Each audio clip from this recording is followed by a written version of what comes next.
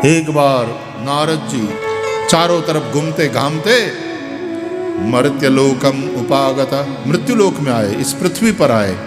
और आए तो देवर्षि नारद ने वीणा जो बजा रहे थे वो बंद हो गई। क्यों? ततो दृष्ट्वा जनान सर्वान नाना क्लेश समन्वितान, लोगों को देखा कि भारत के लोग तो बड़े दुखी हो रहे हैं, कोई किसी कारण से दुखी, कोई किसी कारण से दुखी। अब नारद जी को चिंता लग गई। देखो, नारद जी हमेशा समाज का कल्याण चाहने वाले, समाज के लिए चिंता करने वाले महापुरुष हैं। केनोपायेन चैतेषाम दुःखनाशो भवेत् ध्रुवम, भारतवर्ष के लोगों की चिंता कैसे मिटे, उनकी गरीबी कैसे मिटे, उनकी दरिद्रता कैसे मिटे, निरक्षरता कैसे मिटे। देवर्षि नारद केनोपायेन, किस उपाय से चिंतन करने लगे। और फिर क्या किया? बोले इति संचिन्त्य मनसा विष्णु लोकम गतस्तदा, मन में ऐसा विचार करके नारद जी विष्णु लोक में गए भगवान के पास, और भगवान को प्रणाम किया और कहा कि प्रभु ऐसा ऐसा है, लोग बड़े दुखी हो रहे हैं, आप कोई उपाय बताओ। और नारद जी क्या हमारी अद्भुत वकालत करते हैं, भगवान से कहते हैं लघु उपायेन तद्वद, उपाय छोटा सा ही बताना प्रभु, क्योंकि भारत के लोगों के पास टाइम नहीं है। बहुत लंबा समय लगने वाला कोई उपाय बताया तो गड़बड़ हो जाएगा। दूसरी बात, जिसमें ज्यादा पैसा न लगे, सरलता से कर सके, ऐसा कोई उपाय बताओ कि लोग इहलोक में भी सुखी हो और उनका परलोक भी सुधरे, ऐसा कोई उपाय बताओ प्रभु। तो भगवान ने कहा, देवर्षि नारद, लोगों से कहो कि वो सत्य का व्रत करें, सब कुछ हो जाएगा।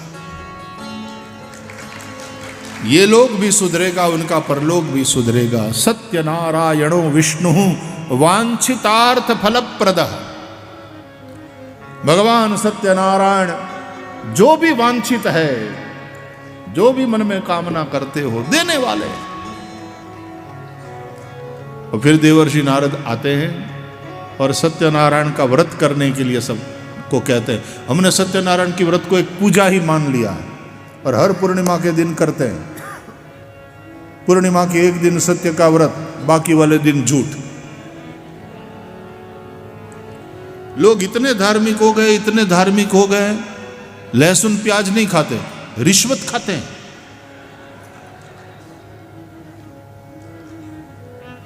इतने धार्मिक पानी छान के पीते हैं और गरीबों का खून सीधे ही पी जाते हैं।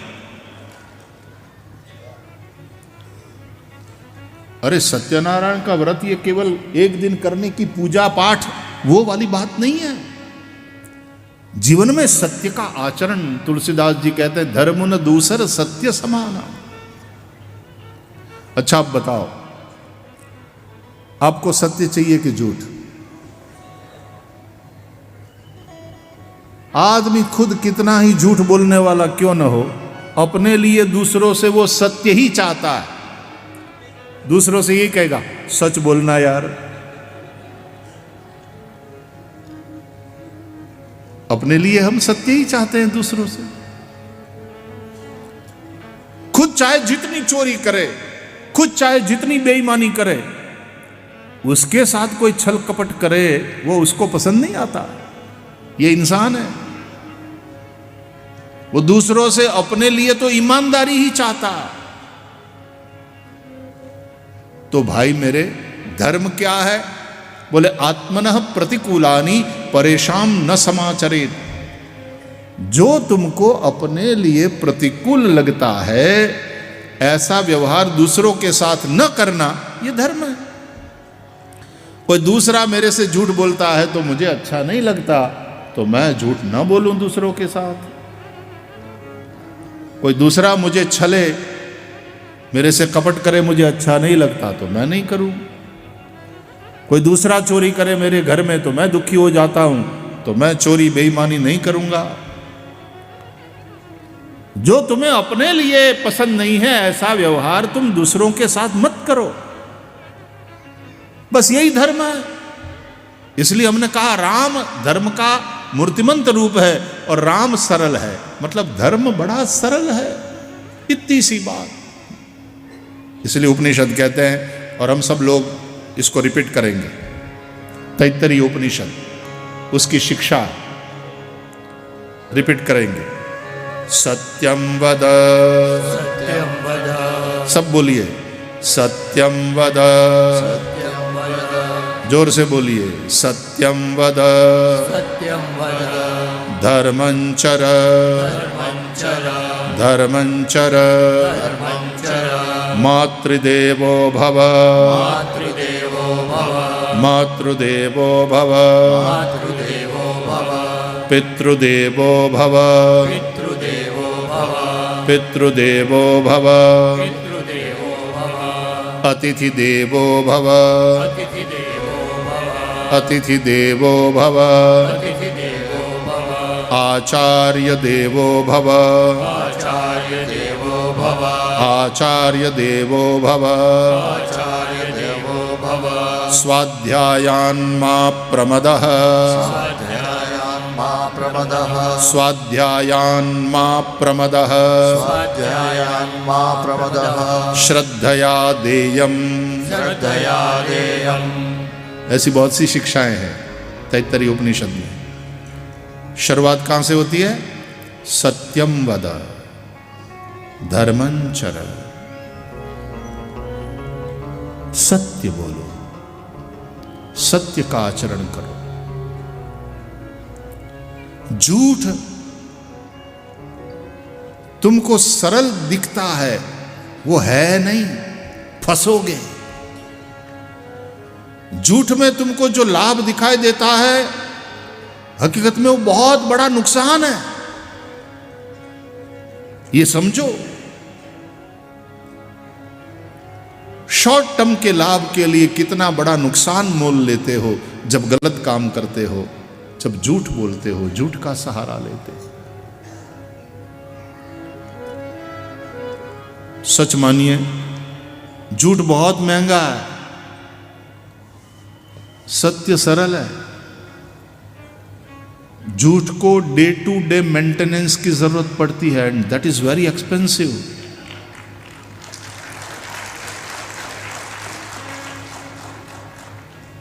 जबकि सत्य आपकी रक्षा करता है।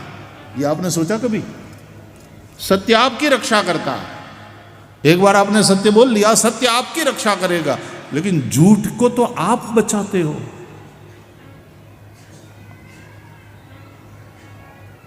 जिस दिन आपने झूठ को बचाना बंद कर दिया, झूठ खुला हो गया, सब गड़बड़। और एक झूठ को बचाने के लिए 1000 झूठ, एक सिलसिला शुरू हो जाता है। तो झूठ को डे टू डे मेंटेनेंस की जरूरत पड़ती है। और मजे की बात यह है कि झूठ बोलने वाले को सच क्या है वो खुद को तो पता है, उसको तो पता है सत्य क्या है, वो झूठ बोल रहा है। तो झूठ क्या है?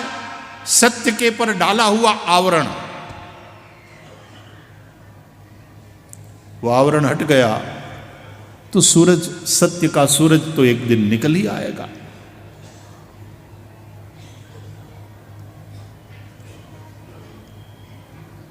तो सत्य सरल है, धर्म सरल है, अधर्म, झूठ बहुत कठिन और बहुत महंगा पड़ने वाला मैटर है। ये सीधी सादी बात जिस दिन समझ में आ जाएगी, तब आदमी धर्म न दूसर सत्य समाना, उस सत्य रूप धर्म की राह पर चल पड़ेगा। और वही हकीकत में सत्यनारायण की पूजा है। वही असली सत्यनारायण की पूजा है। सत्यम वद धर्मं चर मातृदेवो भव पितृदेवो भव। माता को देव मानो, पिता को देव मानो, उनकी सेवा करो। माता पिता प्रत्यक्ष देव है। आप गांव में रहने वाले लोग तो फिर भी अच्छे हो, शहरों में और विदेशों में जो फिर बड़े बूढ़ों की दशा बिगड़ती है, वृद्धाश्रम खुल रहे हैं, बुढ़ापा बड़ा भयानक हो जाता है उनके लिए, जबकि बुढ़ापा विश्रांति का समय होना चाहिए कि अब हमारे बच्चे बड़े हो गए, हमारे बच्चे कमाने लगे हैं, अब बच्चों के साथ खेलने समय बिताने का ये अवसर है। बच्चे उनको संभाले, माता पिता को। माँ राह देखती रहती है। लड़का यदि घर देरी से पहुंचता है तो माँ सोती नहीं, देर से पहुंचता है, आ गया बेटा, आज बड़ी देर कर दी, कुछ खाया कि नहीं तुमने? तो पत्नी कहती है, माँ अभी लगाती हूं मैं थाली, बस गर्म करती हूं। ये परिवार में परस्पर ये प्रेम, हमारे पारिवारिक मूल्यों का ह्रास हो रहा है, ये नहीं होने देना। भारत की परंपरा, हिंदू अविभाजित परिवार, अनडिवाइडेड हिंदू फैमिली। दुनिया न्यूक्लियर फैमिली की ओर जा रही है। विदेश में तो लड़कियां पूछती है तुम्हारे घर में गार्बेज कितना है, शादी करने से पहले यह प्रश्न पूछती। अब जहां माता पिता को गार्बेज माना जाए, कचरा, ये हमारी संस्कृति नहीं है। मातृदेवो भव, पितृदेवो भव, आचार्य देवो भव। हमारे जो आचार्य है, हमारे जो गुरुजन हैं, हमारे जो ऋषि हैं, हमारे जो साधु संत हैं, उनके प्रति पूरी श्रद्धा। अरे अतिथि देवो भव, अतिथि हमारे घर में आ जाए तो उसको भगवान का रूप मान करके हम उसका स्वागत करते हैं। जिसके आने की कोई तिथि नक्की नहीं है, वो अतिथि कभी भी आ जाए, अरे पधारिए पधारिए पधारिए, धन घड़ी धन भाग, साधु संत येती घरा, तोच दिवाली दसरा, अतिथि देवो भव। श्रद्धा पूर्वक देना, जो भी हम कमाएं नीति पूर्वक, उसमें से श्रद्धया देयम, श्रद्धा पूर्वक दो। देव पितृ कार्याभ्याम न प्रमदितव्यम, स्वाध्याय प्रवचनाभ्याम न प्रमदितव्यम। ये तैत्तरीय उपनिषद का संदेश है। देव पितृ कार्य में प्रमाद नहीं करेंगे। अरे माँ बाप जिंदा है, प्रत्यक्ष देव है, तब तो हम सेवा करेंगे ही, लेकिन भगवान के धाम में चले जाए माँ बाप तो हम श्राद्ध करेंगे, उनको याद करेंगे, उनके निमित्त सत्कार्य करते रहेंगे। ये हमारी ऋषि परंपरा। इसलिए फिर से कहूं, हिंदुइज्म ये कोई एक उपासना पद्धति का नाम नहीं है, ये जीवन शैली का नाम है। इट्स वे ऑफ लाइफ, एक स्वस्थ जीवन शैली का नाम, जिसमें प्रकृति के साथ एक हार्मनी क्रिएट करते हुए जीने की बात ऋषियों ने सिखाया। यज्ञ क्या है? ये स्वस्थ जीवन शैली है। हम प्रकृति की पूजा करते हैं। यज्ञ में हमारे ये विद्वान ब्राह्मण वायवे स्वाहा, वरुणाय स्वाहा, सूर्याय स्वाहा, चंद्रमसे स्वाहा, अग्नये स्वाहा, प्रकृति के प्रत्येक देवों तत्वों को देव मानते हुए उनके निमित्त हम आहुति देते हैं, उनका यजन करते हैं। प्रकृति से ही बना है हमारा शरीर, प्रकृति स्वस्थ है तो हमारा शरीर स्वस्थ है। प्रकृति और पर्यावरण का जो असंतुलन आज बढ़ रहा है, वो संतुलन बिगड़ रहा है।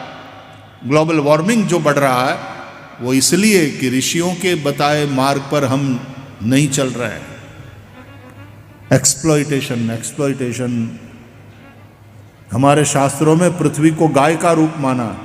आप हमेशा ये कथा सुनते हैं कि जब पृथ्वी पर बहुत पाप का भार बढ़ गया तो पृथ्वी गाय का रूप लेकर रोती रोती देवों के पास गई। भागवत में भी ये कथा है, रामायण में भी ये कथा है। गाय का दोहन तो करो, लेकिन दोहन करने से पहले गाय को खिलाओ तो सही, गाय की सेवा तो करो।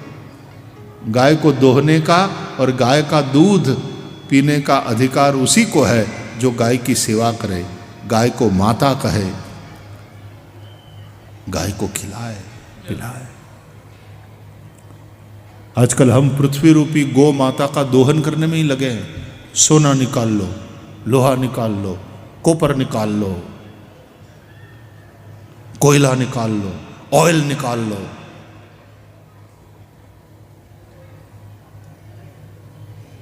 शोषण करने पर उतर आए हैं हम पृथ्वी रूपी गाय का, और इसलिए पर्यावरण का पूरा चक्र गड़बड़ हो रहा है।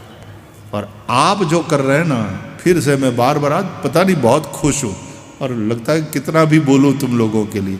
आप लोग जो कर रहे हैं वो दोहन है, वो कृषि, वो पृथ्वी रूपी गाय का दोहन है। और धीरे धीरे ऑर्गेनिक की ओर जाओ। हमारे गुजरात के वर्तमान गवर्नर ऋषिचरित आदरणीय श्री देवव्रत जी ऑर्गेनिक खेती का बहुत प्रचार और उसके पीछे लगे हुए हैं। और मैंने ये भी सुना कि गुजरात सरकार के मुख्यमंत्री ने और हमारे गुजरात के आदरणीय गवर्नर ने भी आप लोगों को अवार्ड दिया है। आपके काम की सराहना करिए।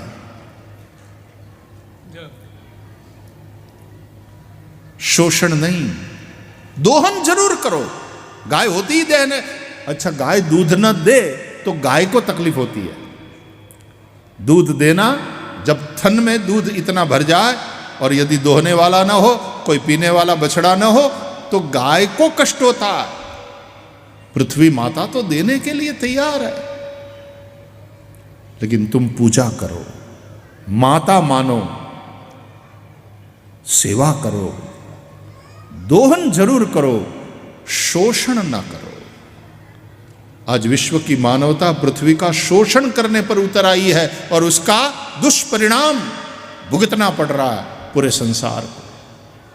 तब ऋषियों की बताई हुई जो बातें हैं उसको समझो, सुनो, तद अनुसार जीवन जियो।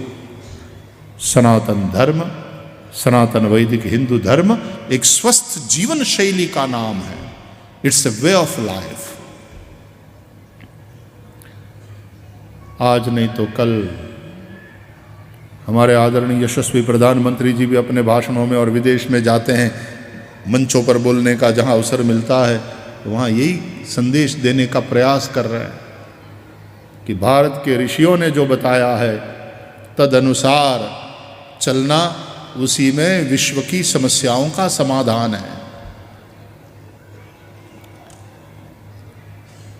पर्यावरण की जब बात आती है तो हम तो प्रकृति की पूजा करने वाले लोग हैं। हम पेड़ों की पूजा करते हैं, हम पर्वतों की पूजा करते हैं, हम नदियों की पूजा करते हैं। अरे हमने एक एक प्राणियों को हर देव या देवी के साथ जोड़ा है। ब्रह्मा बोले हंस पर बैठते हैं, विष्णु बोले गरुड़ पर सवारी करते हैं, शिव भोले बाबा नंदी पर बैठकर चलते हैं, परांबा भगवती शेरा वाली है। हमने सभी प्राणियों को देवताओं के साथ जोड़ा वाहन के रूप में,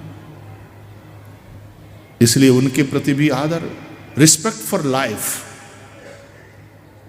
वो लाइफ चाहे एक छोटे से जंतु की भी क्यों न हो, इसलिए ऋषियों ने कहा दृष्टिपूतम न्यसेत पादम। पृथ्वी पर जब चलो तो पृथ्वी को दृष्टि से पवित्र करके चलो, यानी देखते हुए चलो कि तुम्हारे पांव के नीचे निर्दोष कीड़े मंकोड़े जीव जंतु कुचलकर मर न जाए। विनोबा जी ने इसलिए हिंदू शब्द की एक अद्भुत अनूठी व्याख्या दिया, हिंदू हिंसया दूयते चित्तम यस्य स हिंदू। हिंसा से दुख होता है जिसके दिल में, उसको कहते हैं हिंदू। हम मारना नहीं चाहते, हम सावधान रहते हैं, हम कीड़े मंकोड़े भी कुचलकर मर ना जाए उसका ध्यान रखते हैं। लेकिन हमारे देश पर किसी ने आक्रमण किया, हमारे राष्ट्र को किसी ने टेढ़ी नजरों से देखने का प्रयास किया, तो फिर युद्ध करना वो भी हमारा धर्म है, वो भी यज्ञ है हमारा। तो वही वाली बात है, प्रधानमंत्री जी, हमारे सुरक्षा मंत्री, हमारे गृह मंत्री जी जो ललकारते हैं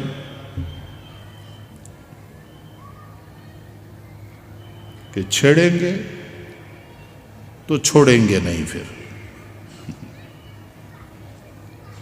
हम सब लोग मिल करके रहें, परस्पर प्रेम से रहें। हम वसुधैव कुटुंबकम की विचारधारा वाले लोग हैं। उदार चरिता नाम तो वसुधैव कुटुंबकम। तो ये वीरता भी होनी चाहिए। ऋषियों ने इतना कोमल हृदय रखने की बात तो करी है कि किसी भी हिंसा से तुम्हारे दिल में दुख हो, हिंदू, लेकिन वीरता वाले संस्कार भी डाले।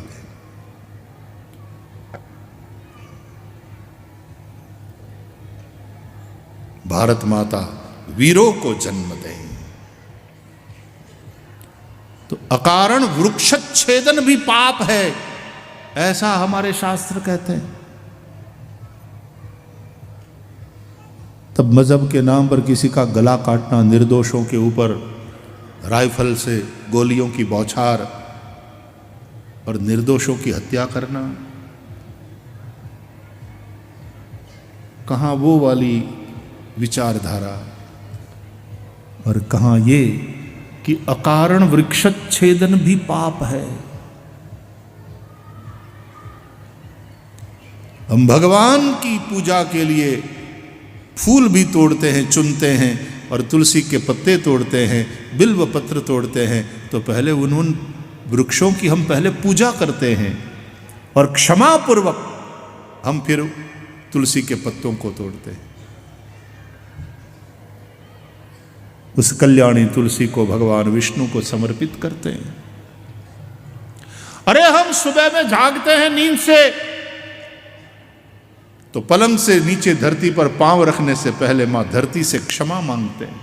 पादस्पर्शं क्षमस्व में। ये हम हैं सनातन वैदिक ऋषि की परंपरा के लोग। ये स्वस्थ जीवन शैली है, ये केवल धार्मिक क्रियाकांड की बात नहीं, एक स्वस्थ जीवन शैली की बात है, जिसमें नेचर के साथ एक हार्मनी क्रिएट करते हुए जीने का संदेश ऋषियों ने दिया है।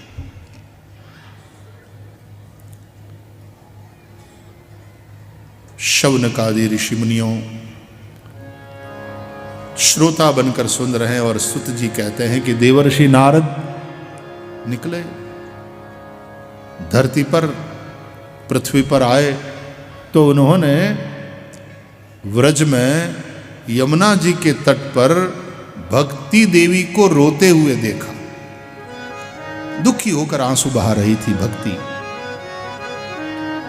और उसके दोनों बाजुओं में अगल बगल दो वृद्ध पुरुष सोए पड़े थे। वो कौन थे? बोले उसी भक्ति देवी के दोनों पुत्र, ज्ञान और वैराग्य। फिर से कहता हूं, मन से सुनिएगा, दिमाग मत लगाइएगा। भक्ति कोई स्त्री है क्या? ज्ञान वैराग्य कोई पुत्र?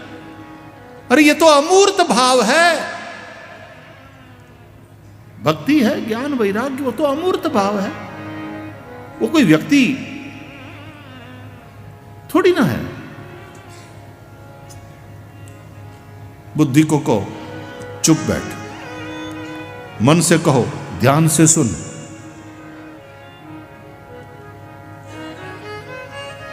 भक्ति देवी रो रही थी, नारद जी ने देखा, ज्ञान वैराग्य वृद्ध सोए पड़े थे, भक्ति युवती थी, ज्ञान वैराग्य वृद्ध थे, माता युवती, बेटे वृद्ध।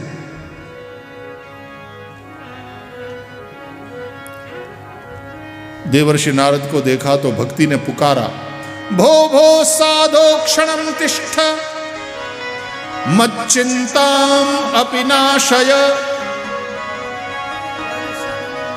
ए साधो, रुक जाओ, थोड़ी देर रुक जाओ, ठहर जाओ महाराज, मेरे दुख को दूर करो, मेरी चिंता मिटाओ।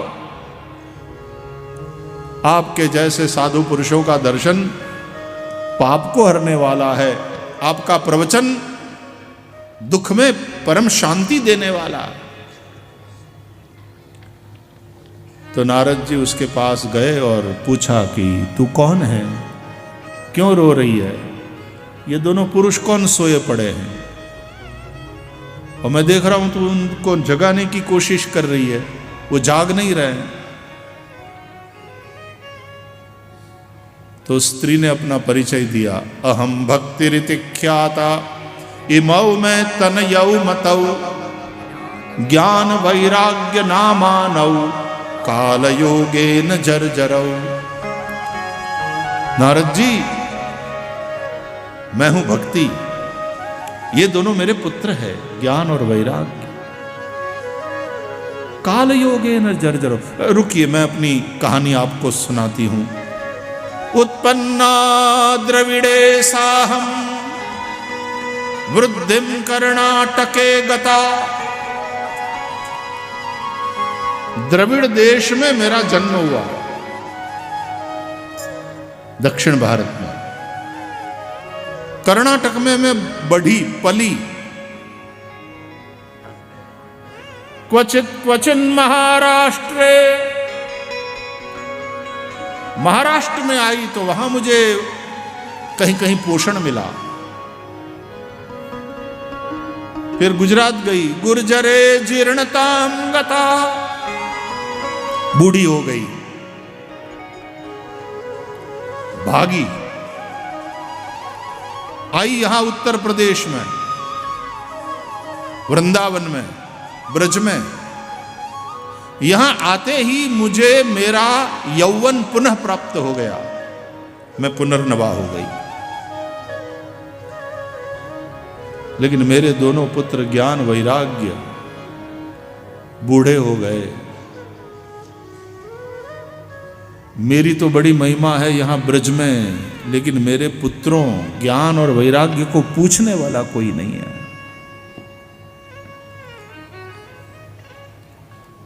कथा को ध्यान से सुनिएगा, बड़ी प्यारी कथा।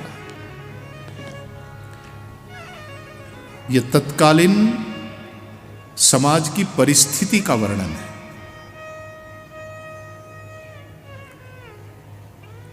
भक्ति देवी की जन्मभूमि है दक्षिण भारत, द्रविड़ देश। हमारे दक्षिण भारत में कितने बड़े बड़े मंदिर, और उन मंदिरों में जो पूजा, और कैसे कैसे भक्त लोग हुए। भक्ति देवी। और मुक्ति की जन्मभूमि है काशी। भक्ति की जन्मभूमि दक्षिण और मुक्ति की जन्मभूमि काशी। मुक्ति जन्म मही जानी ज्ञान खानी अघानी कर, जह बस शंभु भवानी सो काशी से कसन।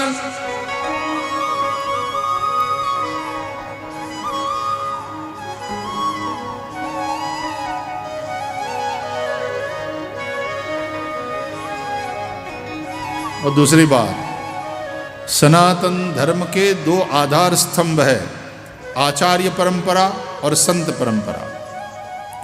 आचार्य परंपरा के आचार्य प्रायः दक्षिण भारत से आए। शंकराचार्य कालड़ी से प्रकट हुए और कालड़ी में प्रकट होकर केदार तक की यात्रा, केदार में फिर वहां समाधिस्थ हुए आद्य शंकराचार्य। कालड़ी से केदार तक की यात्रा और केवल 32 वर्ष का जीवन काल। क्या अद्भुत प्रभाव आद्य शंकराचार्य भगवान का। दक्षिण से आए। रामानुजाचार्य विशिष्टाद्वैत के प्रवर्तक दक्षिण से आए। वल्लभाचार्य जी शुद्धाद्वैत के प्रवर्तक दक्षिण से। मध्वाचार्य द्वैत सिद्धांत के प्रवर्तक। निम्बार्काचार्य द्वैताद्वैत। और फिर चैतन्य ऊपर अचिंत्य भेदा भेद। These are different schools of philosophy in Sanatan Dharma. तो आचार्य परंपरा के आचार्य प्रायः दक्षिण भारत से आए और संत परंपरा के संत चैतन्य देव हो, मीराबाई हो, तुकाराम बुआ हो, हाँ, नरसी मेहता हो, कबीर हो, तुलसी हो, उत्तर भारत की संत परंपरा। जो आचार्य परंपरा और संत परंपरा ये सनातन धर्म के दो आधार स्तंभ है।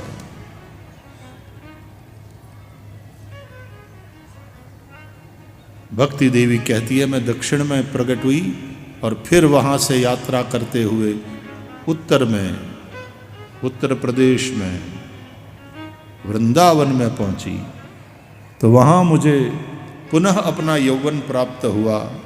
यानी उस समय में वृंदावन में भक्ति की बड़ी महिमा, लेकिन ज्ञान वैराग्य को कोई पूछने वाला नहीं था। तब देवर्षि नारद ने कहा कि तू चिंता मत कर देवी, श्री कृष्ण चरणाम भोजम स्मर दुखम गमिष्यति। मैं तेरे पुत्रों ज्ञान वैराग्य को जगाऊंगा और ज्ञान वैराग्य समेत भारत में घर घर में जन जन में तेरी स्थापना करूंगा। और यदि इतना मैंने नहीं किया तो मैं हरि का दास नहीं। नारद जी ने प्रतिज्ञा करी। Narad ji is always active. अस्थिर है, एक जगह स्थिर नहीं बैठ सकते। क्यों? इतने एक्टिव है, बैठे नहीं रहते, बहुत एक्टिव है। इसलिए मैं उनको प्रॉब्लम शूटर संत कहता हूं। जहां जहां प्रॉब्लम देखते हैं तुरंत नारद जी उसके सॉल्यूशन में लग जाते हैं, बैठे नहीं रहते।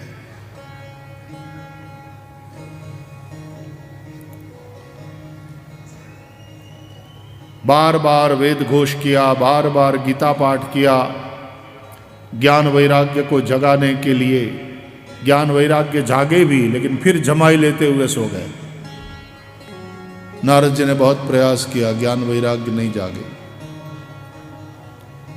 तो आकाश में आकाशवाणी हुई, तुम्हारा उद्यम सफल होगा, उसके लिए तुम सत्कर्म करो। सत्कर्म क्या है? संत लोग तुम्हें समझाएंगे। देखो, ज्ञान भक्ति और वैराग्य देवर्षि नारद का मिशन है कि ये घर घर में और जन जन में होना चाहिए। बुद्धि ज्ञान से प्रकाशित हो। भगवान ने बुद्धि दिया है बुद्ध बनने के लिए, बुद्धू बने रहने के लिए नहीं। बुद्धि है ना, उपयोग नहीं किया तो बुद्धि, तो बुद्धू। और प्रकाशित हो गई बुद्धि तो बुद्ध। तो बुद्ध बनो, बुद्धू नहीं। ज्ञान, प्रज्ञानम ब्रह्म, ज्ञानी बनो। हमारे यहां क्या क्या अद्भुत ज्ञानी पुरुष हुए हैं।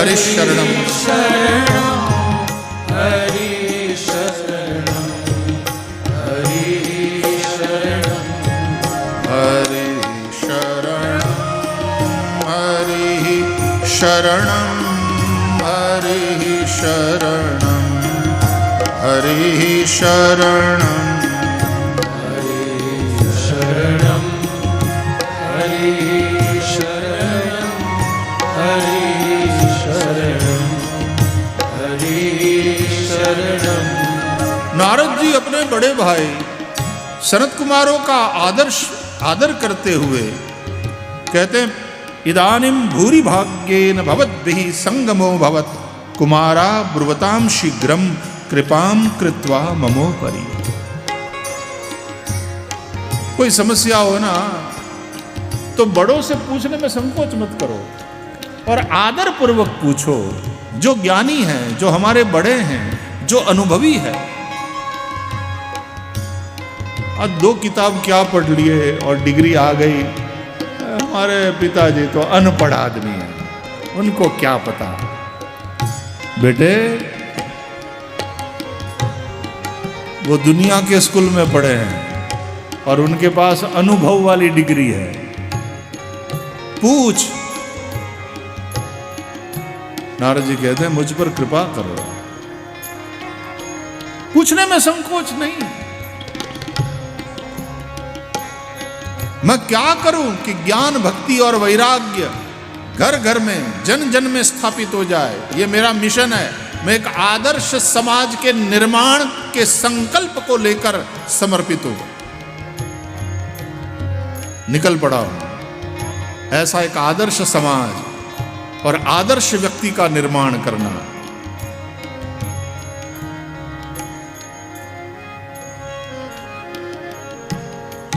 श्रीमद् भागवत के महात्म्य के दूसरे अध्याय के 46 से 50 श्लोक तक 5 श्लोकों में सनत कुमारों के 12 लक्षण बतलाए हैं। अब ये तो स्वाध्याय जिनको करना है भागवत का, बाकी कथा सुनो सीधी सादी। लेकिन यदि स्वाध्याय करना है उनके लिए है ये। तच्छृण्वन् प्रपठन् विचारण परो। 12 लक्षण सनत कुमारों के बताए हैं देवर्षि नारद।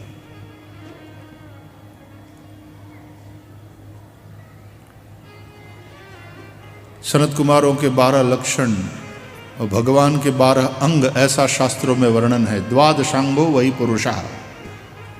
और सनत कुमारों के 12 लक्षण। भवन्तो योगिनः सर्वे बुद्धिमन्तो बहुश्रुताः पंचहायन संयुक्ताः पूर्वेषामपि पूर्वजाः सदा वैकुण्ठनिलया हरिकीर्तनतत्पराः लीलामृतरसोन्मत्ताः कथामात्रैकजीविनः हरिशरणमेवं हि नित्यं येषां मुखे वचः। अतः कालसमादिष्टा जरायुष्मान् न बाधते येषां भ्रूभङ्गमात्रेण द्वारपालौ हरेः पुरा भूमौ निपतितौ सद्यो यत्कृपातः पुरं गतौ। अहो भाग्यस्य योगेन दर्शनं भवतामिह अनुग्रहस्तु कर्तव्यो मयि दीने दयापरैः।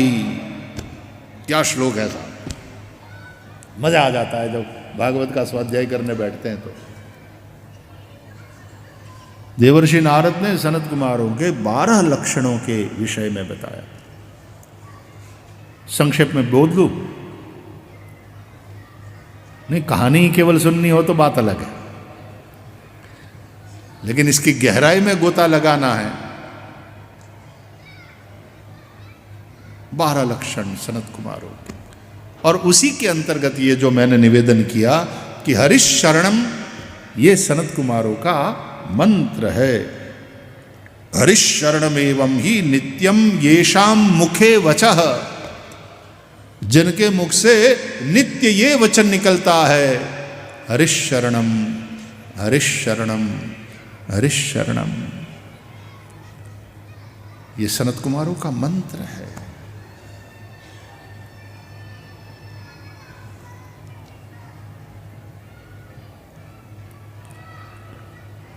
अनुग्रहस्तु कर्तव्यो मयि दीने दयापरैः।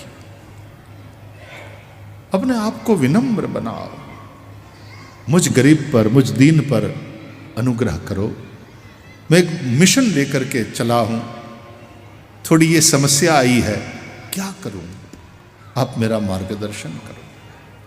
पूछने में संकोच मत करो, और पूछो तो पूरी दीनता के साथ, विनम्रता के साथ। सुनो, जरा बताओ इसमें मुझे क्या करना चाहिए? ये कोई पद्धति है क्या? अरे ऐसे कैसे नहीं जाने दूंगा, पहले बताओ। जैसे बंदूक ताक करके बोल रहा हो, ऐसे नहीं। अनुग्रहस्तु कर्तव्यो मयि दीने दया परैः। अहो भाग्यस्य योगेन दर्शनम भवतामिह। बड़े भाग्य का ये योग होता है, तब आपके जैसे महापुरुषों का दर्शन होता है। ये भक्ति प्रकट करो संतों महापुरुषों के प्रति, अपने आप को विनम्र बना करके और निष्कपट भाव से उनकी शरण में जाओ, पूछो, मेरा मार्गदर्शन करो। जो भी कोई मिशन लेकर के चलता है साहब, समस्याएं आती है, और जब समस्याएं आए तो बस इसी तरह संतों की शरण में जाकर के और दीन भाव से, विनम्र भाव से कि महाराज जी क्या करें, आप उपाय बताओ, कुछ मार्गदर्शन करो। ये नहीं कि हमारे पास दिमाग नहीं, लेकिन कभी कभी हमारा दिमाग हैंग हो जाता है। जैसे आपका फोन हैंग हो जाता है ना, उसी तरह बहुत समस्या से घिरा हुआ दिमाग हैंग हो जाता है, काम नहीं करता। तब किसी दिमाग वाले से पूछो। अरे पेरेंट्स भी जब हैंग हो जाए तो बच्चों से पूछते हैं, कभी कभी तो बच्चे बढ़िया वाला उपाय दिखा देते, बता देते, पापा आप ऐसा करो। हाँ बेटे, बात दैट मेक सेंस, सही बात है, पापा को भी लगता है। एक पॉलिटिशियन साहब, एक नेता जा रहे थे, मंत्री जी थे, गाड़ी उनकी जा रही थी।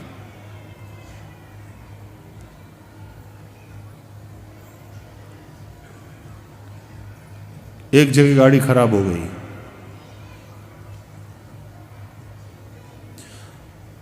तुरंत व्हील निकल गया गाड़ी का, खराब होने में और कुछ नहीं था, व्हील निकल गया।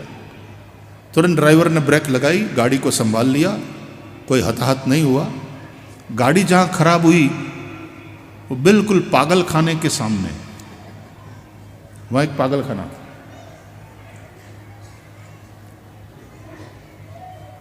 मंत्री जी संभले और कहा अपने ड्राइवर को और अपने सेक्रेटरी को, करे जरा भाई यहां किसी से मदद मांगो। लोग आए तो ये वहां गया, पागल खाना था।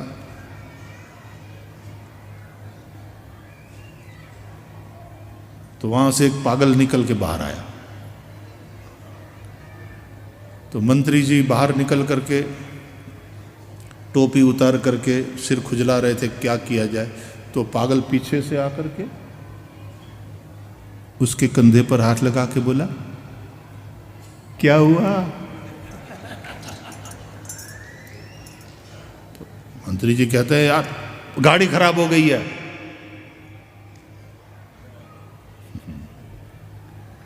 बोले ये कैसे निकल आया बाहर? ड्राइवर से पूछा क्या हुआ? बोल्ट निकल गए। नहीं लगा लो। आया बड़ा पागल, हमको बुद्धि देता है। नहीं है, कहां निकल के गिर गए पता नहीं। बोले व्हील तो है ना? बोले व्हील तो ये रहा, निकल गया था, हमने तुरंत थोड़ा पीछे जा करके ले। बाकी वाले तीनों व्हील में बोल्ट है ना? बोले हाँ, तीनों में से एक एक निकाल लो और 3 बोल्ट से ये व्हील लगा दो, चौथा वाला जो निकल गया है, और धीरे धीरे ड्राइव करके चले जाओ। आगे कोई शहर आएगा तो फिर वहां कर। मंत्री जी बोले माय गॉड, बात तो सही है इसकी, ये अपने दिमाग में क्यों बात नहीं आई? और इस पागल के दिमाग में आई तो वो कहता मैं पागल हूं, मंत्री थोड़ी हूं।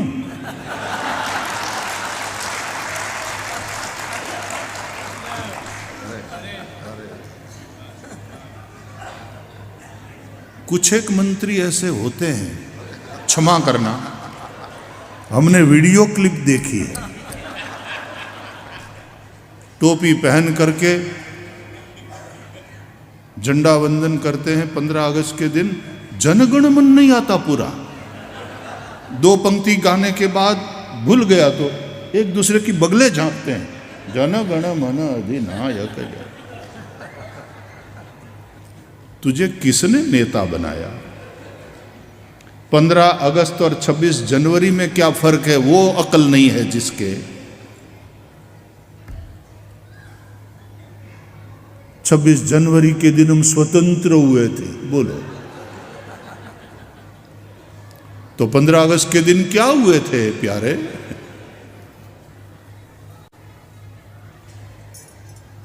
ये चुनाव लड़ने के लिए आगे आवे उसके पहले ये सारी परीक्षाएं लेनी चाहिए पहले।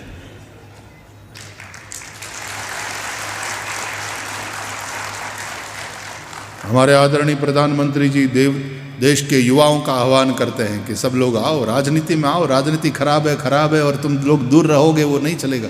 अच्छे लोग चाहिए, युवा लोग चाहिए, बुद्धिमान लोग चाहिए, राजनीति में आओ।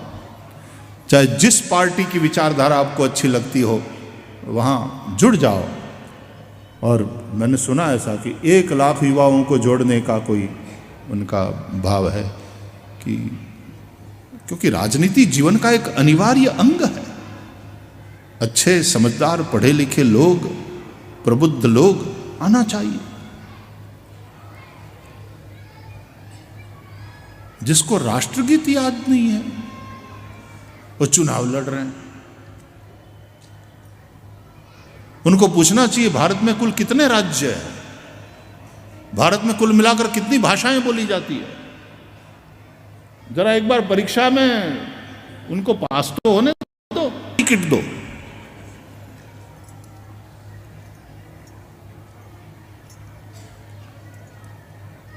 देश प्रबुद्धों के हाथ में देना चाहिए। प्रजातंत्र केवल संख्या का खेल बनकर के न रह जाए। देश को आगे बढ़ाना है तो प्रबुद्धों के और चरित्रशील लोगों के हाथ में बागडोर सौंपनी होगी।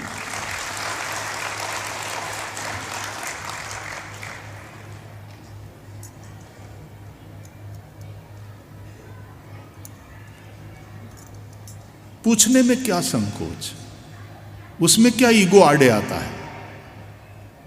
और याद रहे देवर्षि नारद अवतारों में माने जाते हैं। 24 अवतारों की जो बात है भागवत में, उसमें नारद अवतार। पूछने में संकोच नहीं, और बिल्कुल भक्ति भाव से भरे हुए और दीनता से युक्त होकर के पूछ रहे हैं। अहो भाग्यस्य योगेन दर्शनम भवतामिह अनुग्रहस्तु कर्तव्यो मयि दीने दया परैहि।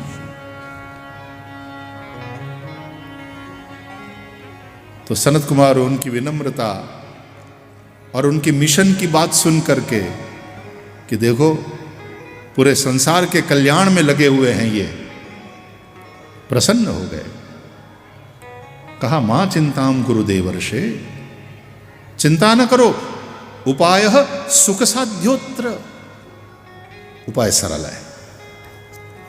आपने अच्छा मिशन हाथ में लिया है और अपने आप को उस मिशन के लिए समर्पित कर दिया है। We are with you. एक काम करो, श्रीमद् भागवत ज्ञान यज्ञ करो। ज्ञान भक्ति वैराग्य घर घर में जन जन में स्थापित हो जाएंगे।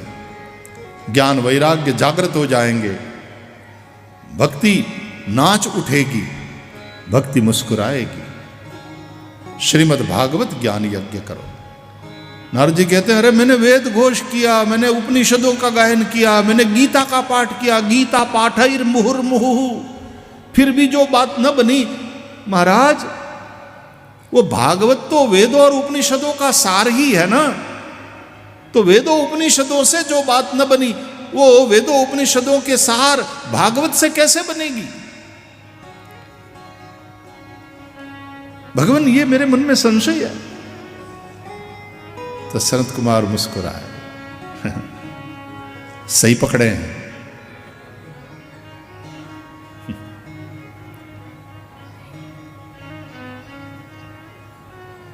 लेकिन तुम्हारे प्रश्न में ही तुम्हारा उत्तर छुपा हुआ है।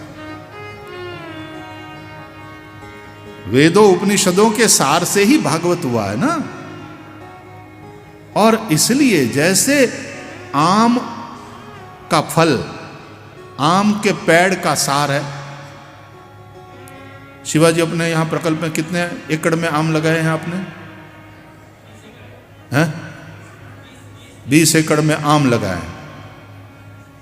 कितने बड़े हो गए? अभी तो आपकी संस्था ही कितनी बड़ी है, लेकिन वो बड़े होंगे पेड़। हैं? सच में धरती माता भी तुम लोगों के प्रति पार्शियलिटी कर रही है, पक्षपात कर रही है, कुछ ज्यादा ही तुम लोगों का फेवर कर रही है। और सच मानिए, पूज्य डोंगरे महाराज से किसी ने पूछा कि भगवान की कृपा, भगवान की कृपा, ये कृपा होती क्या है? तो महाराज जी ने कहा, भगवान का अपने भक्तों के प्रति पक्षपात वही कृपा है। तो ये धरती माता भी तुम बच्चों के प्रति कुछ ज्यादा ही पक्षपात कर रही है। हार्वेस्टिंग हो गई लास्ट ईयर। वाह वाह, कृपा तो तुम पर ही बरस रही है। और यहां कृपा कहीं भी अटकी नहीं है, इसलिए कोई समोसे खाने की जरूरत नहीं है।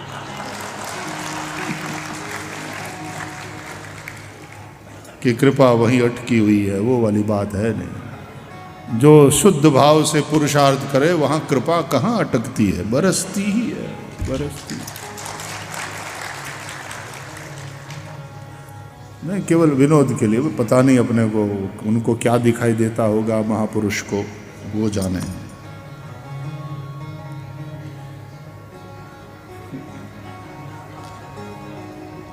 लेकिन यार समोसे खा ले तो कृपा वहां अटकी हुई है और फिर बरसे, ये तो कुछ पता नहीं। जय श्री कृष्ण।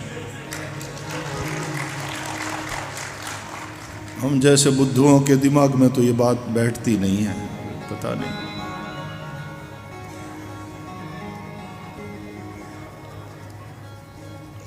एक जने को तो डॉक्टर ने मना किया था, हाई कोलेस्ट्रॉल था, बोले तला हुआ बिल्कुल मत खाना। और जब ये सुना कि कृपा वहीं अटकी हुई है, तो डॉक्टर की ऐसी तैसी, पत्नी की भी बात नहीं मानी, रोज समोसे खाने लगा। तो कृपा तो जहां अटकी थी वहां से उतरी कि नहीं, वो अलग ही। वो हॉस्पिटलाइज जरूर हुआ थोड़े महीने के बाद। ऊपर वाले पर भरोसा रखो, अपना पसीना बहाओ, अपनी मेहनत, अपने पर भरोसा। Yes, we can do it by the grace of God. तो धरती माता भी कृपा करती है, थोड़े ही सालों में हार्वेस्टिंग शुरू हो जाती है। तो जैसे वो आम का फल आम के पेड़ का सार है, लेकिन आम के फल में जो रस है वो आम के पेड़ में नहीं है। उस झाड़ को खा नहीं सकते, खाने आम है। तो फल वृक्ष का सार होते हुए भी जो फल में रस है वो वृक्ष में नहीं है। बस उसी प्रकार भागवत वेदों उपनिषदों का सार है, इसलिए भागवत में जो रस है वो वेद और उपनिषद में भी नहीं। ये सनत कुमारों ने समझाया, तो नारद जी के दिमाग में बात बैठ गई। तो कहा, महाराज अब आप ही कथा सुनाओ, आप ही मार्गदर्शन करो। कुत्र कार्यो मया यज्ञ स्थलम तद्वाच्यतामिह।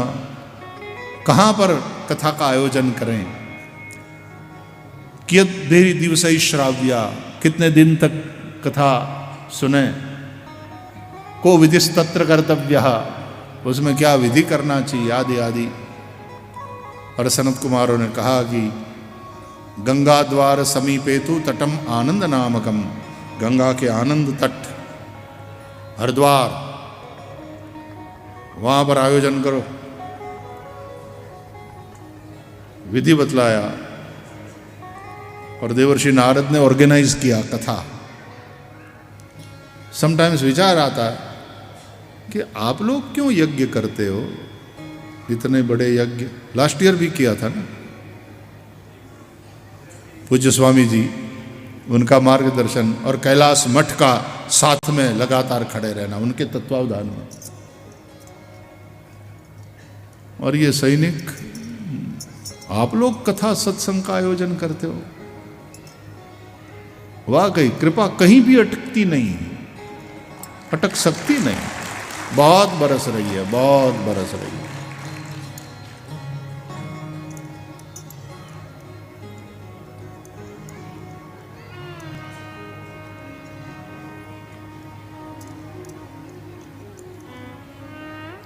सत्संग का आयोजन करो, सनत कुमारों ने कहा, सलाह देने वाले ने कहा, समय समय पर सत्संग का आयोजन करो।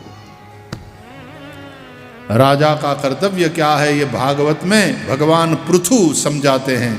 और पृथु भगवान ने राज्य की प्रजा को धन धान्य से समृद्ध तो किया ही, पर कैपिटा इनकम बहुत बढ़ गई, जीडीपी राष्ट्र की बहुत बढ़ गई। लेकिन उसके बाद क्या किया, राजा पृथु ने यज्ञ किया, यज्ञ का आयोजन किया। और सनत कुमार वहां पर भी आए, वहां पर भी सत्संग का आयोजन किया गया। यज्ञ और सत्संग राजा पृथु के राज्य में। तो ये यज्ञ इत्यादि अनुष्ठान और इस प्रकार की सत्संग सभा का कितना महत्व है समझो।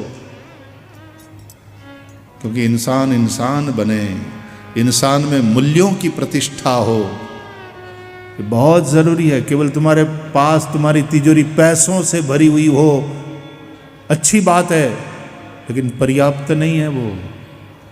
बल्कि बिना संस्कार के वो भरी हुई तिजोरी खतरनाक सिद्ध हो सकती है।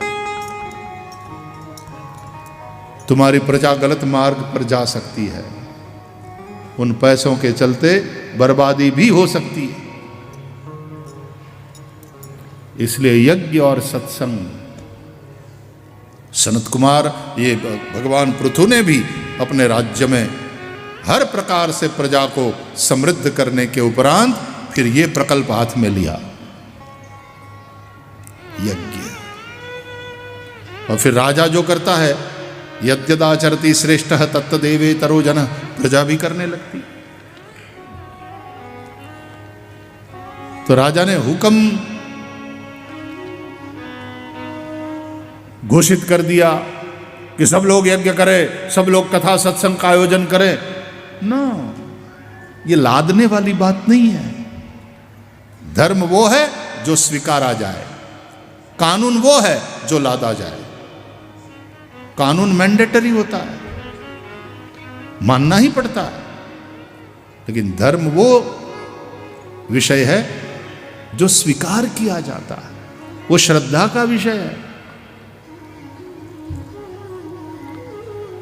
धर्म की अगत्यता, महत्ता क्या है, वो समझाया जाए कि वो धर्म यदि तुम्हारे जीवन में नहीं रहेगा, धर्मेण हीना पशुभिः समाना, पशु समान तुम्हारा जीवन हो जाएगा। अतः धर्मम भजस्व सततम।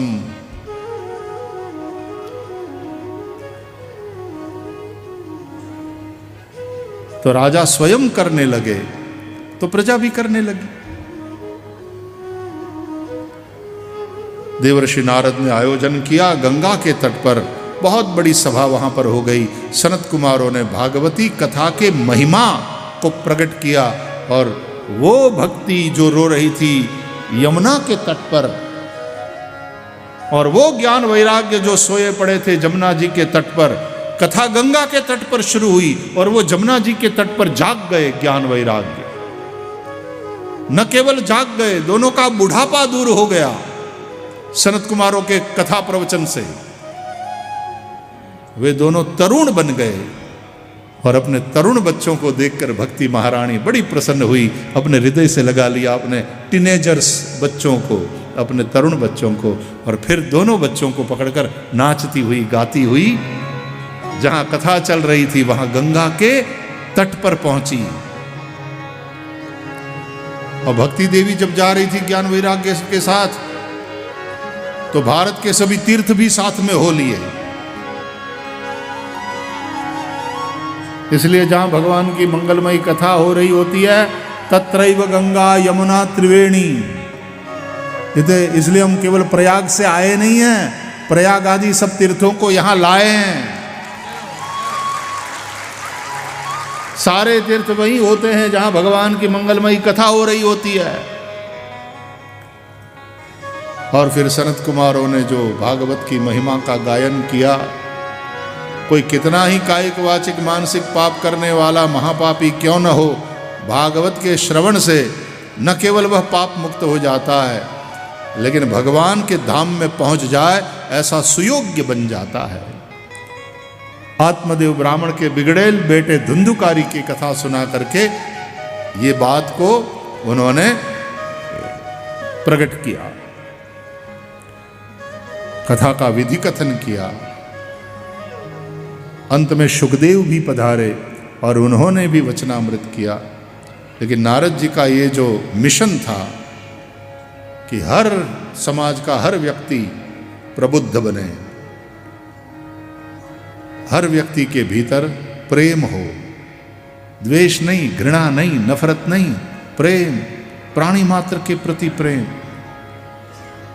और हर व्यक्ति के मन में वैराग्य हो, आसक्त बन करके, क्योंकि आसक्ति गुलाम बनाएगी और पराधीन सपने वो सुख नाही। तो बड़े बड़े महलों में रह करके भी रोगे यदि आसक्ति है तो।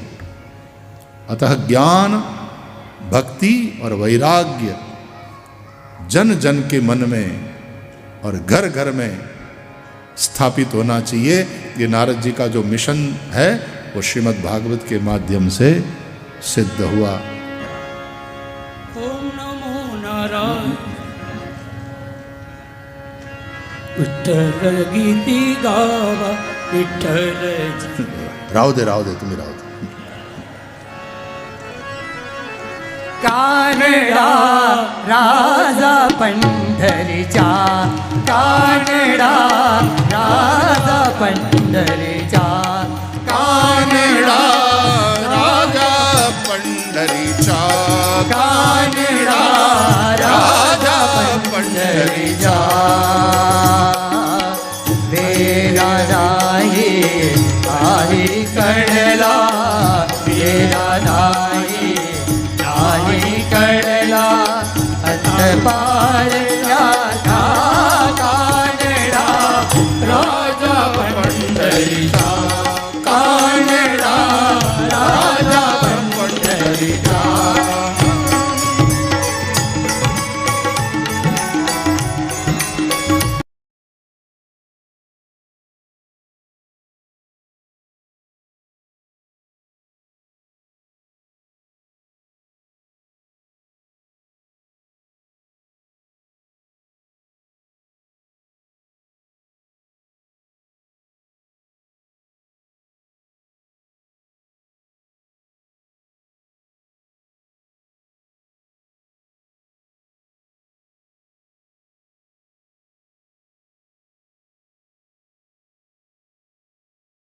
वर पुतळा चैतन्याला,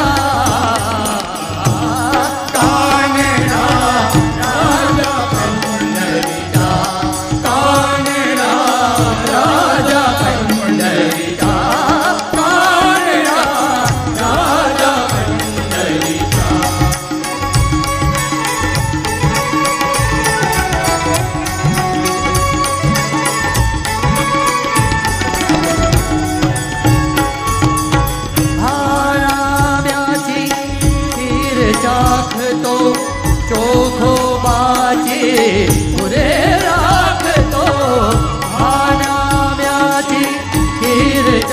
तो